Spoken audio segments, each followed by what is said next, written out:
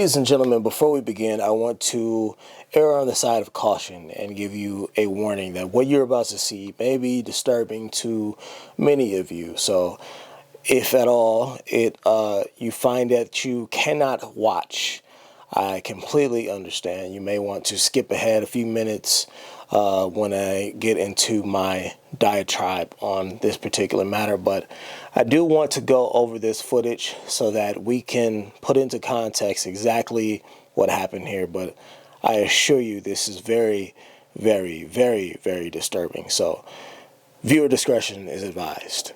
This newly released body cam video shows an Okaloosa County deputy arriving at the home of Senior Airman Roger Fortson's apartment door, responding to a 911 call about a domestic disturbance. The deputy knocks 3 times. After the first knock, he steps off to the side. No one answers, and he knocks 2 more times, identifying himself. The video is partially blurred. Sheriff's office, open the door! Seconds later, Fortson opens the door. He's seen holding a handgun that was legally owned, according to his family. The deputy orders him to step back, then fires. Drop the gun! Drop the gun! Drop the gun! 312, shots fired. Suspect down. Okaloosa Sheriff Eric Aiden says his department released the video to be transparent. No determination has been made as to This newly released body cam video shows an Okaloosa County deputy. whether the deputy's actions were justified or not. Fortson's mother, Mika, says her son was FaceTiming with his girlfriend during the shooting. The girlfriend told the family the deputy said something not on the body cam video released today. They just said, oh yeah, he shot up. He shot up. Our baby was shot up. Fortson's family says he was alone and grabbed his gun only after he heard aggressive knocking on his door, peeked through his peephole and saw no one. Fortson's family claims his girlfriend was on FaceTime with him. So she heard everything. And she talked about how she heard him bang at the door, an aggressive thing. And she talked about how he said, who is it? And he heard no response. She talked about how he went to the door to look through the peephole, but it was as if somebody was covering up the peephole so he couldn't see out of it. And he kept saying, who is it? And how he went and retrieved his legally registered gun as a gun owner to protect his house, and how he was walking back and the door was open, and then how his girlfriend said that she just heard shots, and then how he was on the ground. And they said, instead of calling Airman, they just said, oh yeah, he shot up. He shot up. Our baby was shot up. He was shot 6 times.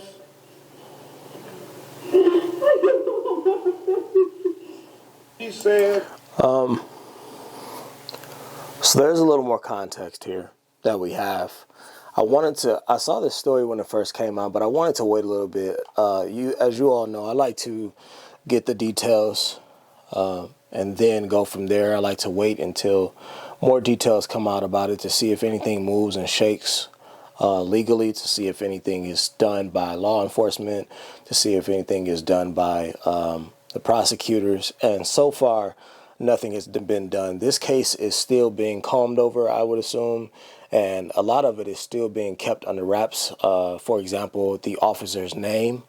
They are trying their best to scrub that and to keep that under wraps from the internet and from the public. If you go and you Google the officer's name, it will not be anywhere in any of the articles on this matter. And I want to put in perspective exactly what happened here. I want you all to imagine, okay, that you are in your home. You're in your home You hear an aggressive knock at the door, not just a normal. No, you hear an aggressive knock at your door, right? And so naturally, I think anyone's natural response to an aggressive knock would be, who the hell is that? Who the hell is knocking on my door aggressively? And so this young man, 23 years old, Roger Fortson, went to his door, looked out of the peephole, did not see anything, did not see anyone. Why? Because the officer had clearly stepped to the side. For what reason? I don't know. Were you scared? Was he scared? I'm assuming that was the only reason he stepped to the wall, because if you're knocking on the door aggressively and you want whoever's behind the door to know that you are there, why would you not just stand in front of the door so that the person could see you once they looked out? But there's a serious case of bitch-assness going on with law enforcement, and it has been for quite some time. But let's get back to it. So this young man goes to the door the first time. After the aggressive knock, sees no one out there. Goes back into his home to retrieve a gun. Because at this point, I'm pretty sure he's spooked. Right? You would be. I would be.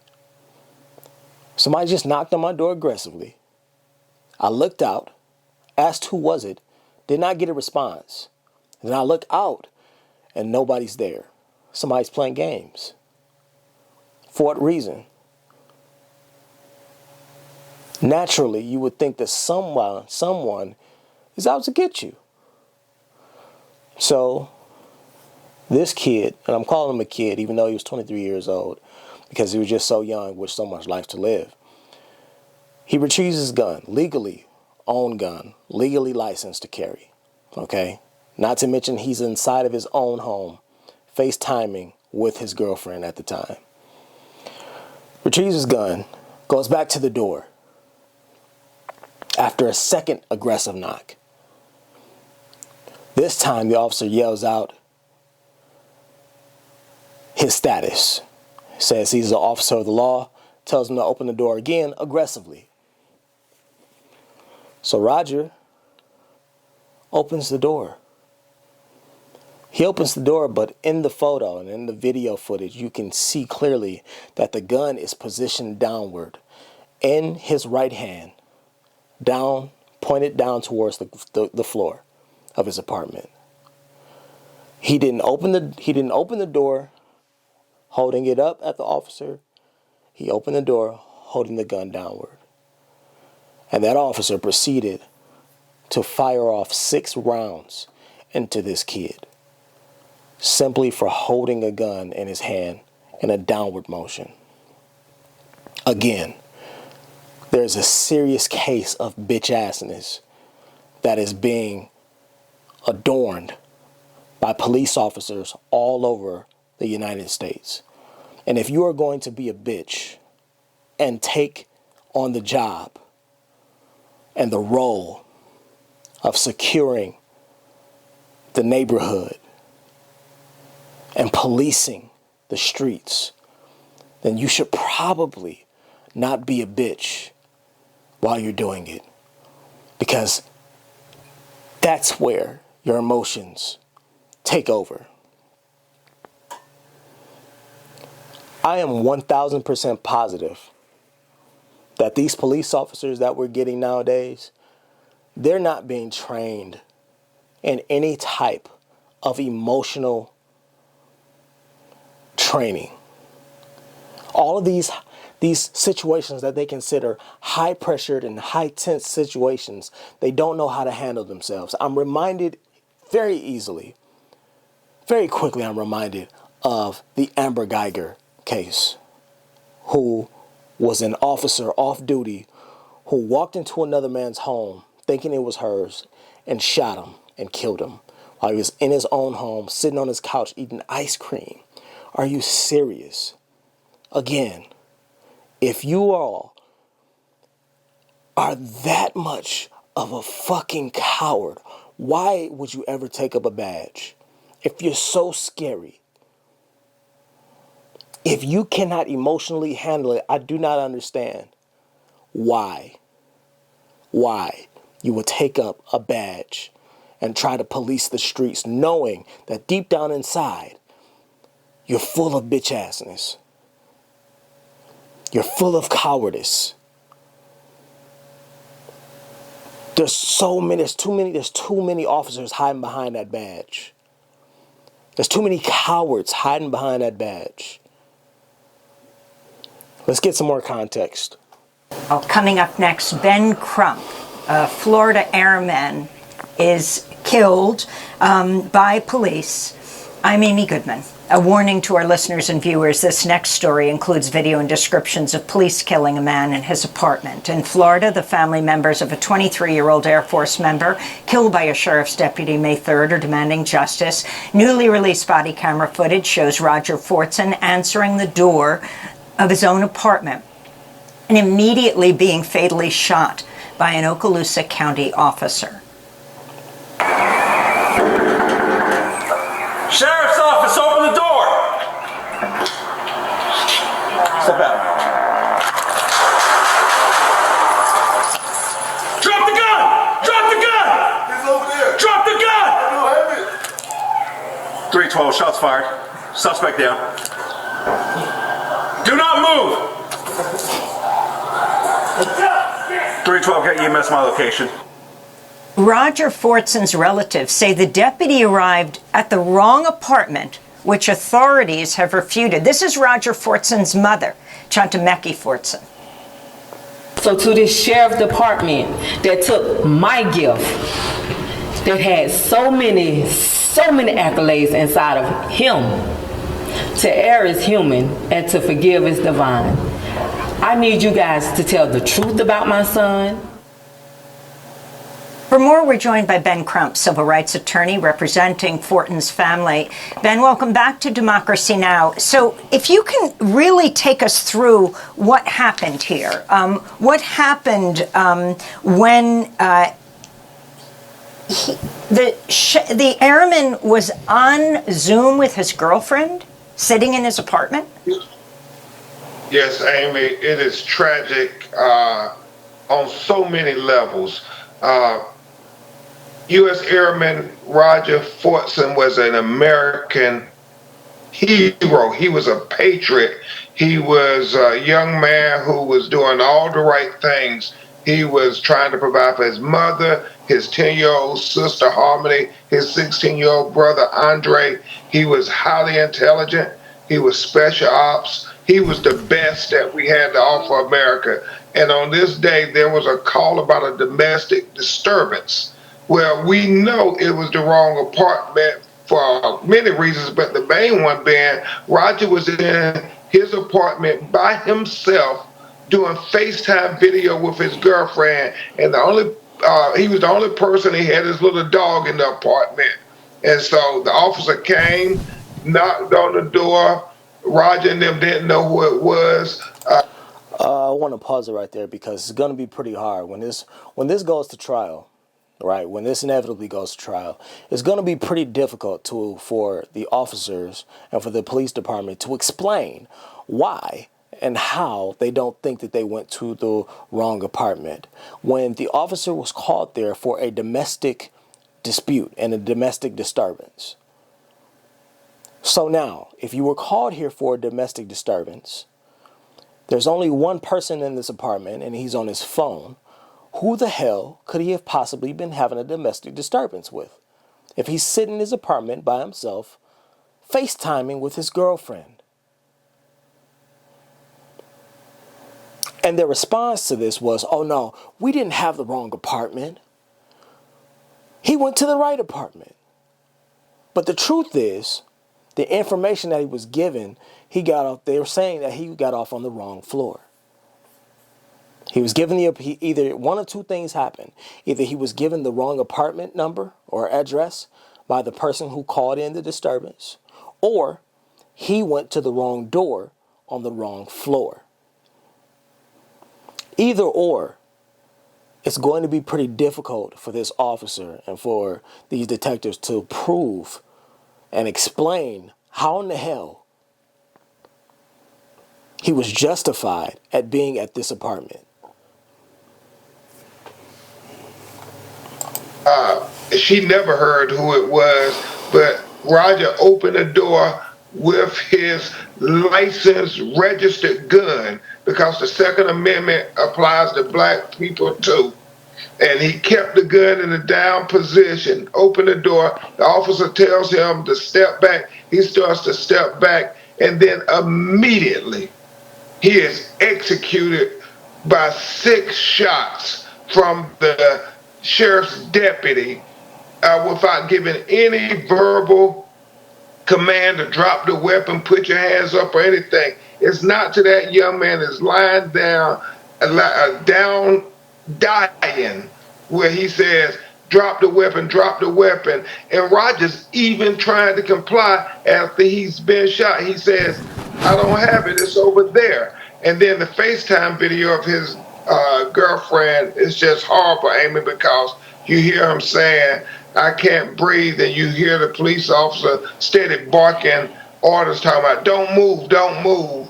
And we lose this young man, which was one of the brightest lights for his family and our community. You know, Ben Crump, this reminds me of, and many people, of the killing of the 26-year-old accountant, Botham Jean, who was eating ice cream. I think he was watching TV. When a police officer came in 2018, Amber Geiger, she thought she was entering her own apartment in the apartment complex, but she was just confused and entered his apartment and killed him because she said she thought he was an intruder in her apartment. Yeah, it reminds me of Botham Jean. It reminds me of Breonna Taylor. Reminds me of Atiana Jefferson. Any number of black people who were, young black people who were just in their apartments minding their business when the police killed them unjustifiably. And this is tragic because that video is so horrific. I mean, he doesn't give him any chance. He immediately starts to shoot and kill him. And so it's raising many issues. And the military needs to make sure his reputation is without stain, as his mother said. The first report went out, Amy said, well, he was killed in self-defense. There was a domestic dispute and so forth. And there's nothing to suggest that. So the Okaloosa Sheriff's Department needs to not try to assassinate his character, now that they have assassinated his person. And we have to honor him as a patriot and a hero and have accountability for this police officer and this apartment complex. At the beginning of the video, they asked the leasing representative, where's the disturbance coming from? She says, I'm not sure. They asked her again, she's still not sure. But then the third time she says, it's an apartment 1401, which is his apartment. And they go and we see what happened, and we will not let them sweep this under the rug. So what are the authorities saying? Can you explain why they went into his apartment? Well, they're saying because they were told it was a domestic dispute, but he was the only one there, him and his dog. He was on FaceTime with his girlfriend. So they need to go ahead and admit that it was the wrong apartment and quit trying to justify this unjustifiable killing.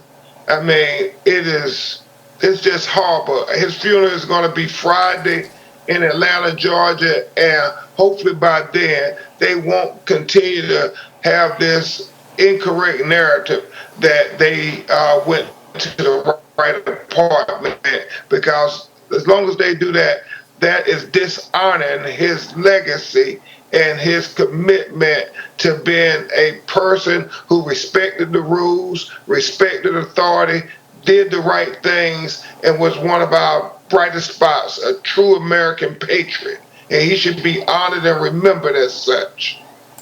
Yeah, this kid was an airman. He was doing everything right. He was on the right track. And you know what's worse? You know what's the worst thing about this? One of the worst things about these types of cases and incidents is that immediately the police officers in the police department will go on a smear campaign. They will try to dig up every dirty thing that they can find on this kid. They would try to smudge his name, his record, anything that they find, any type of incidents that he's ever had. They'll go back and they'll go all the way back to grade school with him, and they'll try to dig up anything to justify the recklessness that was taken out on this kid in his own home. And beyond that, the most terrible thing about this, y'all, is I don't even know how to prevent something like this. I'm really at a loss for words with this one. I really am. I don't even know, because what do you do? This kid was at home. He was in the privacy of his own home, minding his business, y'all. He gets a knock at the door and he's immediately assassinated. He's immediately assassinated by a white cop. What you saw in that video was an execution. No doubt about it. It was an execution. And then for him to still be barking out orders while this kid is laying on the ground bleeding out, and telling his girlfriend, who was still on FaceTime, I'm sure is hysterical because she doesn't know what the hell is going on. While he's laying there bleeding out, he's telling her, "I can't breathe," as his life is literally fading away.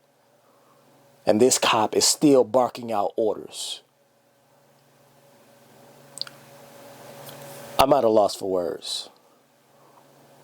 I'm at a complete loss for words. I'll be following this case to see what happens. Hopefully, there is justice served in this.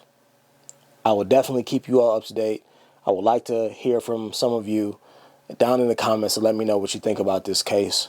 Of course, we have other incidents that we can file this with.